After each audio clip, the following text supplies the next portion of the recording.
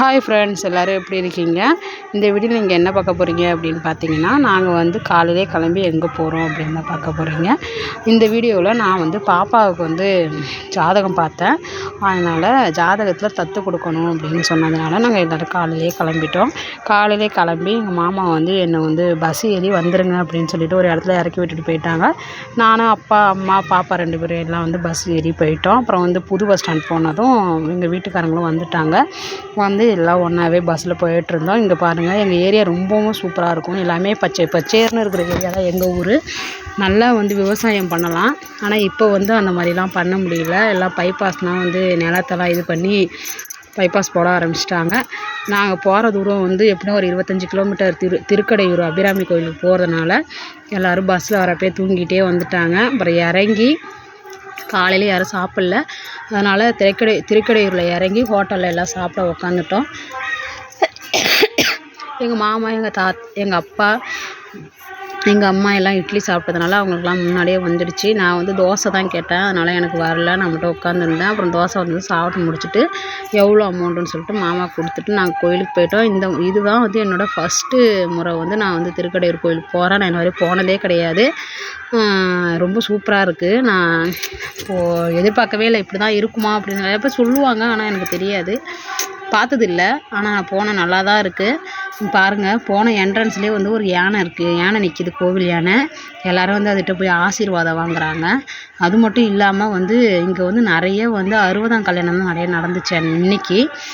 பாருங்கள், எங்கே பார்த்தாலும் இந்த 60ஆம் கல்யாணம் தான். நான் கூட சொல்லிகிட்டு இருந்தேன், மாமா வாமம்மா யார்கிட்டயாவது போய் ஆசீர்வாதம் வாங்குவோம், நல்லது தானே அப்படின்னு சொல்லிகிட்டு இருந்தேன். ஆனால் அது நிறைவேறவே இல்லை. அப்புறம் வந்து நாங்கள் இங்கேருந்து கிளம்பும் போதே ஒருத்தவங்க கால் பண்ணி அவங்கள வந்து வர சொல்லியிருந்தோம். அவங்க வந்து என்ன வேணும் அப்படிங்கிறதெல்லாம் வந்து அவங்கள்ட்ட சொல்லிட்டா போதும், அவங்க வாங்கிட்டு வந்து கொடுத்துருவாங்க. நாங்கள் வந்து வீட்டிலேருந்து தவுடு மட்டும் எடுத்துகிட்டு போயிருந்தோம். எடுத்துகிட்டு போயிட்டு அவங்க அர்ச்சனைக்கான ஜாமான் எல்லாமே வாங்கிட்டு வந்து கொடுத்ததுக்கப்புறம் ஒரு இடத்துல உட்கார சொல்லியிருந்தாங்க. டோக்கன் போடணும், டோக்கன் போட்டு வந்து வாங்கிட்டு வந்துடுறோம் அப்படின்னு. அப்புறம் நாங்கள் எல்லாம் ஒரு இடத்துல உட்காந்துருந்தோம். எங்கே சுற்றி பார்த்தாலும் எல்லாம் 60ஆம் கல்யாணம் பண்ணுறவங்கள தான் இருந்தாங்க. அவங்க வந்து என்ன வாங்கிட்டு வந்து எங்கள்கிட்ட கொடுத்துருந்தாங்கன்னு பார்த்தீங்கன்னா, மீனாட்சி அம்மன் இந்த ஃபோட்டோ, அப்புறம் வந்து அர்ச்சனைக்கான ஜாமான், அப்புறம் இன்னொன்று வந்து என்னென்னா மாலை வாங்கிட்டு வந்து கொடுத்துட்டு போயிருந்தாங்க. அதெல்லாம் வச்சுட்டு ஒரு இடத்துல எல்லோரும் சேர்ந்து ஒரேடியாக உட்காந்தாச்சு. உட்காந்துருக்க போய் எங்கள் மாமா வந்து நந்தி காதில் போய் சாமி கும்பிடு அப்படின்னு சொல்லிட்டு பெரிய பொண்ணை கூட்டிகிட்டு போய் சாமி கும்பிட சொல்லிட்டு இருந்தாங்க. நாங்கள் அதையும் பார்த்துட்டு உட்காந்துருந்தோம். அப்புறம் வந்து உள்ளே ஒரு 3 இடத்துல போய் அர்ச்சனை பண்ணிவிட்டு 3ஆவது இடத்துல போகிறப்ப தான் அங்கே தான் வந்து அபிராமி அன்னையாலையும் அங்கே வந்து தவிட வச்சு பாப்பாவோட பேர், ராசி, நட்சத்திரம்லாம் கேட்டாங்க. அப்புறம் சொல்லிவிட்டு அப்புறம் பாப்பாவுக்கு மாலை போட்டு சன்னதியை சுற்றி வர சொன்னாங்க. இப்போ நாங்களும் சுற்றி வந்தோம். அம்மா அப்பாவும் தான் கூட்டிகிட்டு போகிறாங்க. கூட்டிகிட்டு போயிட்டு தத்து கொடுத்தாச்சு. இதுக்கப்புறம் புள்ள நல்லாயிருக்கும் அப்படின்னு சொன்னாங்க. அப்புறம் அதையும் முடிச்சுட்டு வெளியில் நந்தியை போய் சாமி கும்பிட்டு போங்க அப்படின்னு சொன்னாங்க. அப்புறம் அங்கேயும் சாமி கும்பிட்டுட்டு அப்புறம் வரப்போ என்ன செஞ்சுட்டோம், யானைக்கிட்ட ஆசீர்வாதம் வாங்கணும்னு சொல்லிட்டு இருந்தாங்க.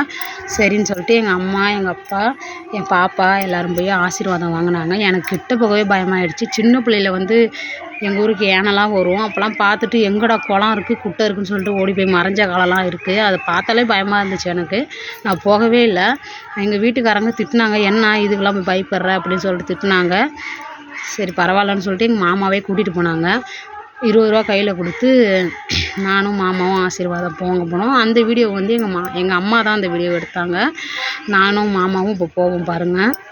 அப்புறம் நானும் மாமாவும் போய் ஆசீர்வாதம் வாங்கிட்டு அப்படியே கொஞ்சம் வெளியில் வந்தோம்னா முனீஸ்வரன் ஆலயம் ஒன்று இருக்கும். அந்த ஆலயத்தில் போய் சாமி கும்பிட்டுட்டு அங்கே ஒரு 3 சுற்று சுற்றிட்டு அதுக்கப்புறம் வந்து மாலையை கட்டி பேக்கில் எடுத்துகிட்டு போயிடுங்க, வீட்டுக்கு எடுத்துகிட்டு போய் வச்சுருங்க அப்படின்னு சொன்னாங்க. அதே மாதிரி முனீஸ்வரன் கோவிலுக்கும் போய் நாங்கள் சாமி கும்பிட்டுட்டு மாலையை கட்டி வச்சுட்டு அங்கேயே ஒரு 2 நிமிஷம் வந்து உட்காந்துருந்தோம். உட்காந்து இருந்துட்டு அதுக்கப்புறமா வீட்டுக்கு கிளம்பிட்டோம். இங்கே பாருங்கள், எல்லாம் உட்காந்துருக்காங்க பாருங்கள். பாப்பாவுக்கு பசி. அவங்க வந்து முறுக்கு சாப்பிட்டுட்டு உட்காந்துருக்காங்க. முறுக்கு வந்து ஊற வச்சு சாப்பிடுவாங்க. அது மாதிரி வாயில் லைட்டாக கடிச்சிட்டு ஊற வச்சுட்டு அப்புறம் வெளியில் வந்தோம்.